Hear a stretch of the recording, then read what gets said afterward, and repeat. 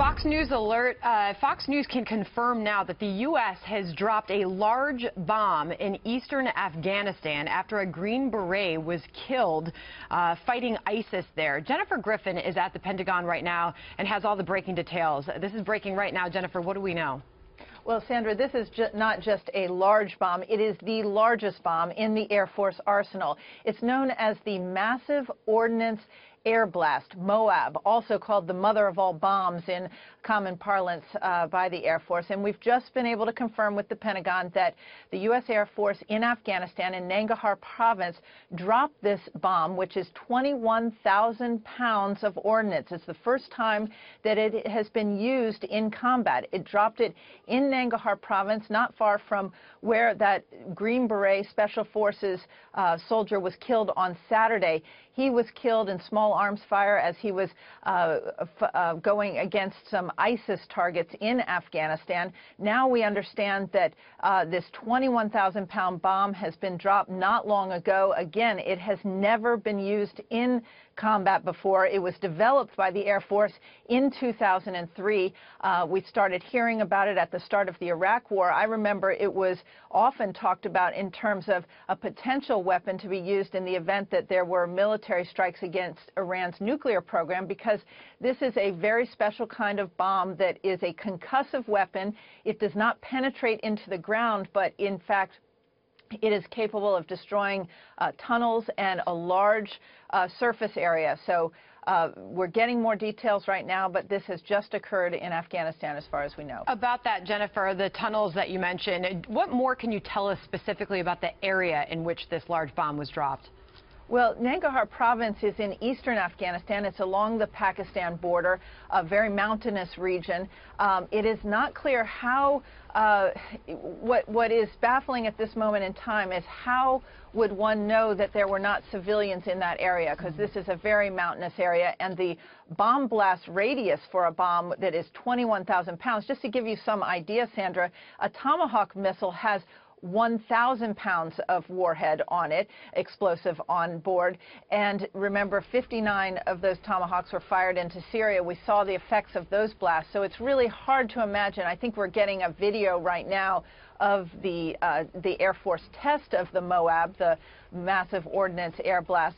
And you can see that it is a massive, massive blast. Clearly, this is designed to send a signal not only to those ISIS fighters in Afghanistan in the wake coming just days after that Green Beret was killed in that very same area, but also, given all that's going on around the world right now, and with the Pentagon anticipating that North Korea could carry out a sixth nuclear test in the coming days to mark the anniversary of the birthday of the North Korean leader's grandfather.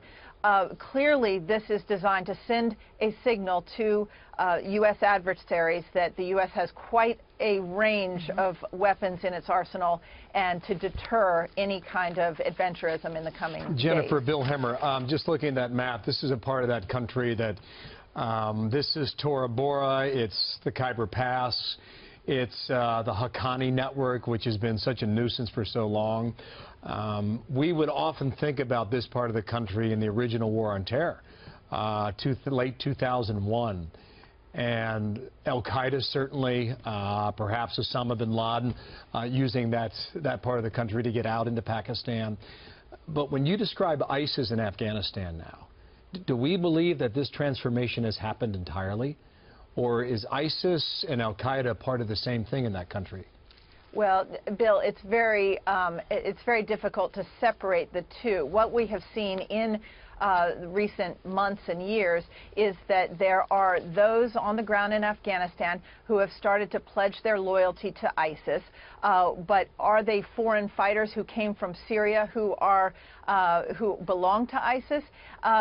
Again, it's mostly that, as you see in these situations, when you have ungovernable territory, whether a certain group of fighters pledges allegiance to al-Qaeda or the Taliban or ISIS, usually they are looking for who appears to be on the winning team. And so there have been, we've heard from U.S. commanders that they've seen nascent beginnings of an ISIS network beginning in Afghanistan, and it is very clear that those Green Berets, those U.S. Special Forces that were on the ground operating in Nangarhar over the weekend, in which Staff Sergeant Mark de Alansar of Eglin Air Force Base, he was killed in that fighting over the weekend. And clearly this bomb, this very massive bomb, I will say, is designed to send a signal to ISIS and others as to the U.S. military capability. They're trying to penetrate these caves and tunnels, and the only other way to access that is to go in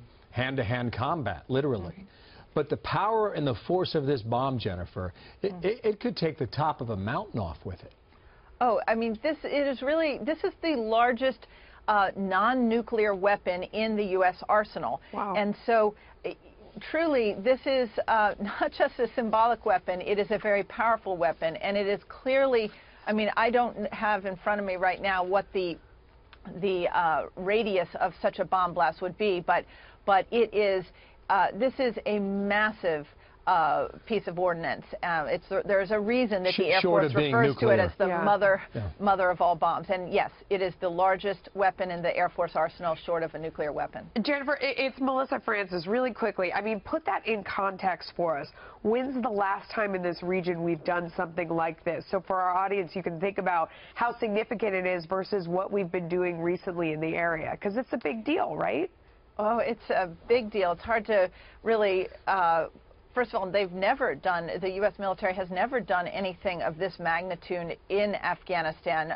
In fact, there have been a move in recent years away from combat operations. Remember, U.S. forces have basically been supporting Afghan forces as they fight house to house. They, in fact, limited airstrikes for many years because they didn't want civilian casualties, which can lead to the recruitment of more anti-American and anti-government forces.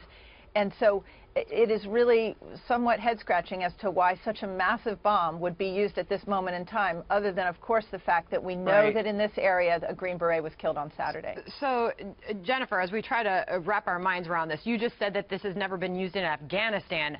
Has it ever been, I mean, this 21,000-pound bomb, I mean, it's really hard to conceptualize this. Yes. The first it's been used, it was tested back in 2003, you said. Yes, it was tested in March of 2003. That's when we first learned about this weapon being part of the arsenal. Again, there was a lot, think of the context of the time. Saddam Hussein, the Iraqi invasion was just underway, and of course, there were concerns about Iran's nuclear program. But no, it has never been used in combat before, so this is the first time the U.S. has used it in combat. Wow. And do we have any word from the White House yet, since we have learned of this? No word from the White House and no word from the Defense Secretary here at the Pentagon. We have reached out. In fact, we're just scrambling now to speak to. Is he there now, James Mattis? Jen? He is. In fact, he's meeting right now with the Turkish Defense Minister. And again, you have to remember the geopolitical significance of what's going on in the world right now. You have Kim Jong-un on the eve of a very important anniversary in North Korea threatening to carry out a 6th nuclear test. He's been warned by China and the United States not to do so, but there is evidence that he is moving forward with that. There is very clear that this bomb in Afghanistan would send a signal to Kim Jong-un, as well as Bashar Assad. You have Bashar Assad on television from Syria today saying that the U.S. is concocting this story about chemical weapons in Syria. It is very clear that the use of this bomb at this time is not just to send a message to ISIS, but also to these rogue world leaders. All right, Jennifer Griffin, live for us from the Pentagon with that breaking news. Thank you.